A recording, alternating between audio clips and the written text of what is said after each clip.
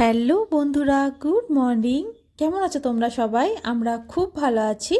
আমার চ্যানেলের আরও একটা নতুন ব্লগে তোমাদের সকলকে স্বাগত জানাচ্ছি।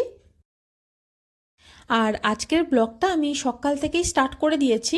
আর দেখতেই পাচ্ছ সকালে ব্রেকফাস্ট বানাচ্ছি। এখন গোগল এখন ঘুমাচ্ছে। আর এটা আমাদের ব্রেকফাস্টটা সকালে আমি করে নিয়ে আসলে ব্যাপারটা হচ্ছে যে এখন এত গরম পড়েছে যে কী যে রান্না করব আর ব্রেকফাস্টেই কী বানাবো সেটাও বুঝে উঠতে পারি না। মানে খুব একটা হেভি কিছু ব্রেকফাস্টে বানানো যায় না, কারণ এই রোদে গরমে তাহলে প্রচণ্ড অসুবিধা হয়ে যায়। আর এখানে এত লু বইছে এই সময়টায়, মানে আমি ভেবেছিলাম যে বাড়ির থেকে আসছি তখন ওই জুনের মাঝামাঝি হয়ে যাচ্ছে, তো তখন হয়তো এখানে ওয়েদার একটুকু ঠিক হয়ে যাবে। কারণ লাস্ট 2 বছর মথুরাতে গরম পড়েছিল, ঠিকই প্রচণ্ড গরম পড়েছিল, কিন্তু বৃষ্টিও হচ্ছিল। তবে এবছর তো মানে বৃষ্টি খুবই কম, এখনও অবধি সেভাবে বৃষ্টিই হয়নি। শুধু শুনলাম নাকি যে আমি যখন বাড়ি গেছিলাম খুব ধুলোর ঝড় উঠেছে এখানে। তো ওয়েদার তো প্রচণ্ড খারাপ, মানে সকালবেলাতে ওই 6টা সাড়ে 6টার থেকেই এত রোদের জোর যে আমার বারান্দার টাইলসটাতে পা দেওয়া যাচ্ছে না, একদম গরম হয়ে যাচ্ছে। আর আমি অনেক দিন ব্লগ দিতেও পারিনি।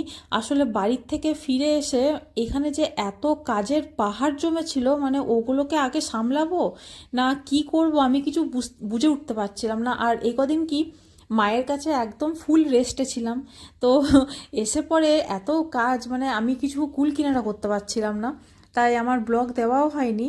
আর সব থেকে বড় কথা হচ্ছে যে এত গরম, মানে এই গরমে আমি মানে ভিডিওটা করার জন্য ক্যামেরাটাকে যে তুলবো সেই সাহসটাও আমার হচ্ছিল না, এত অবস্থা খারাপ হয়ে গেছিলো এখানে।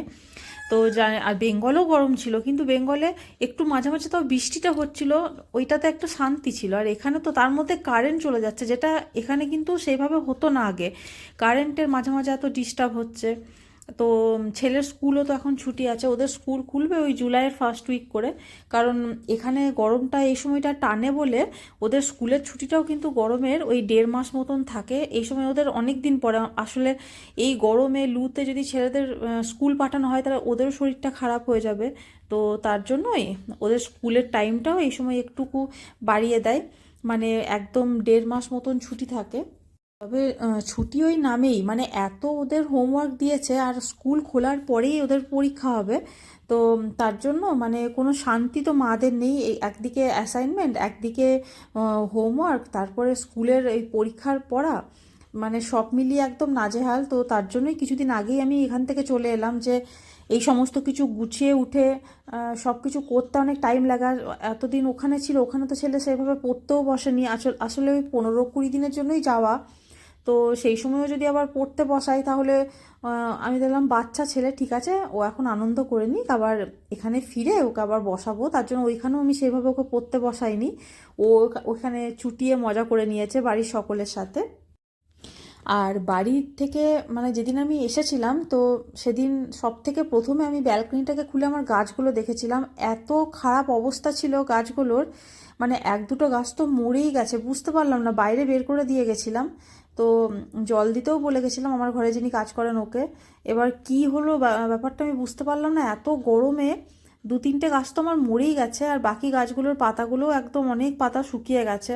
তো আমার মন মেজাজ তো ভালোই ছিল না একদম যেগুলোকে দেখে। তো আজকে একটু টাইম ছিল সকাল থেকে, তো তার জন্য আমি আগে ওই গাছের পাতাগুলোকে ছেটে নিচ্ছিলাম ভালো করে ভালো করে, তারপরে জল দিয়ে ওদেরকে মানে আগে ওদের ব্যবস্থাটা করেছিলাম।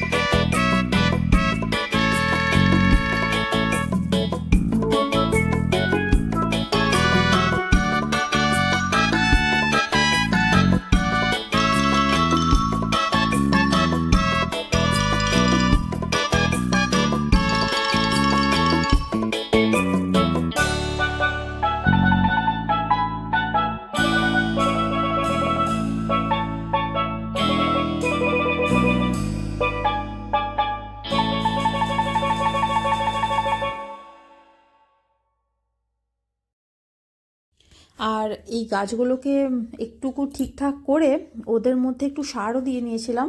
তারপরে আমি রান্নাঘরে চলে এসেছিলাম রান্নাটা করার জন্য, কারণ টিফিন যাবে। আর এই গ্রীষ্মকালে না মানে রান্নাটা মনে হয় যত তাড়াতাড়ি হয়ে যায় তত তাড়াতাড়িই ভালো। মানে আমার রান্নাঘরটাতে এত গরম, তাও তো আমি রান্নাঘরে জানলা সবসময় খুলে রাখি যে যাতে একটু হাওয়া পাস হয়। এখানে তো অনেককে দেখেছি আমি মানে গোটা ঘর পুরো প্যাক করে রেখে দেয়, ইভেন রান্নাঘরের জানলা টাল্লা সমস্ত কিছু এমনভাবে বন্ধ করে রেখে দেয়। তো আমি ওই সমস্ত ঘরগুলোর দিকে তাকাই আর ভাবি যে কি করে থাকে, কি করে সম্ভব। যতই গরম হোক রান্নাঘরের জানলা বা এমনি ব্যালকনির জানলা দরজা আমি সবসময় কিন্তু বন্ধ করে থাকতে পারি না, মানে আমার একটা ভেতর থেকে কেমন একটা মনে হয় যেন দম বন্ধ হয়ে আসছে।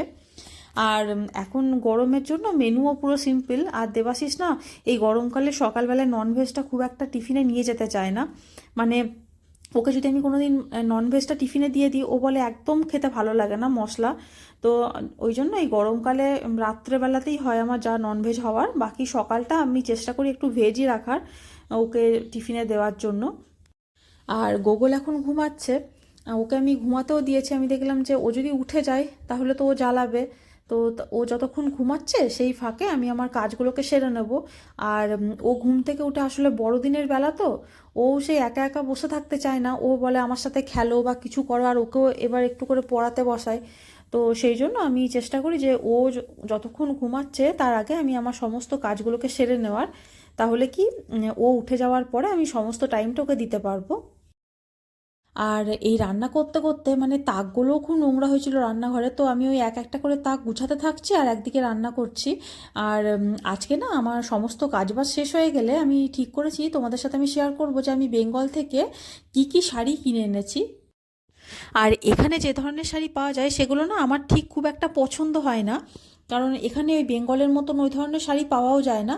আর এখানে মানে আসে পুজোর আগে আগে ওই দোকান বসাতে আসে, কিন্তু ওদের দাম মানে পুরো 3 ডবল দাম নেবে।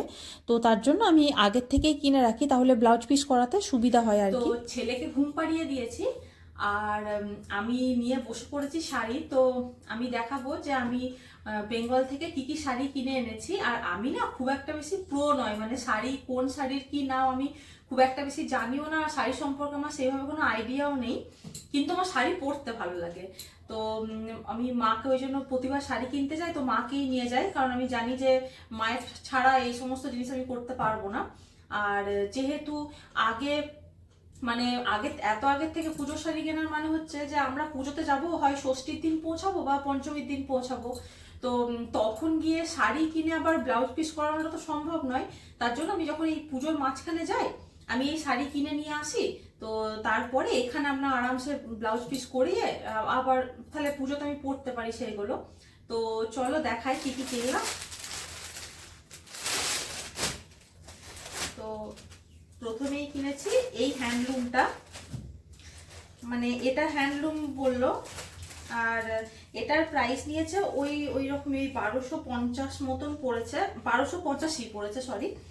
এটা এটা একটা নিয়েছি, মানে এটা খুব হালকা লাইট ওয়েটের। আর এটা এমনি টুকটাক পুজোতে বা কোথাও বেরোনো হলো সবসময় অত ভারী শাড়ি পরতে ইচ্ছা হয় না, তো তার জন্য এটা একটা নিয়েছি। আর এটা একটা নিয়েছি, এই যে এটা বলছে লিনেনের। তো এই শাড়িটা একটা নিয়েছি, এটার প্রাইসও খুব একটা বেশি পড়েনি, এটা পড়েছে ওইরকম ওই 840 মতন পড়েছে এটা লিনেনের। তো এটারও ব্লাউজ পিস আছে, এটাও আমি এখান থেকে করাবো। আর এটা একটা নিয়েছি, এই শাড়িটার নামটা আমি ঠিক জানি না, দেখে পছন্দ হলো, ওরা বলেও ছিল কিছু একটা, কিন্তু আমি ভুলে গেছি নামটা। তো যাই হোক, এই যে এই গোটা বডিটা এই ধরনের, আর এটা হচ্ছে পাটটা সরি এটা হচ্ছে আঁচলটা। তো এই যে এই শাড়িটা, এটারও ব্লাউজ পিস আছে। এই এই কালারটা আমার খুব ভালো লাগলো, আর আমার এই ধরনের হালকা কটনের শাড়িগুলো খুব ভালো লাগে। আর আজকে আর একটা শাড়ি যেটা হচ্ছে একদম শো স্টপার, মানে এই তিনটে শাড়ি আমি দেবাশিসের ঘাড় ভেঙেছি পুজোর জন্য। আর এই শাড়িটা মা কিনে দিয়েছে, এই যে এটা হলো পৈঠানি, মানে এই শাড়িটার আমার খুব শখ ছিল। তো আমার মায়ের কাছেও একটা পৈঠানি আছে, এটা পুরো আমার মায়ের এই শাড়িটা পুরো একটা ছবিও আছে আমার, মানে আমি যখন বিএড করতাম তো তখন একটা প্রোগ্রাম ছিল, তো ওই মায়ের ওই পৈঠানিটা পরে আমার একটা ছবি ছিল। আমার খুব ভালো লাগে পৈঠানি শাড়ি, কিন্তু আমি না কোনোদিন মানে ভালো সেভাবে খুঁজে পাইনি। তো এটা সেদিন এক নজরে, মানে এই একটা পিসি বার করেছিল, এক নজরেই পছন্দ হয়ে গেছিল এই শাড়িটা। এই যে এটার কালারটা হচ্ছে ওই শ্যাওলা কালারটা গ্রিনের উপর। এই যে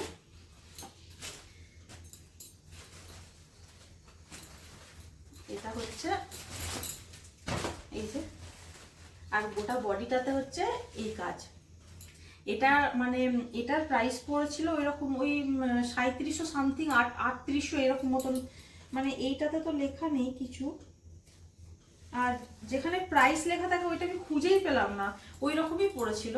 আমার আপাতত ঠিক মনে পড়ছে না, মানে ওই 3700 সামথিং কি 3800 মতন।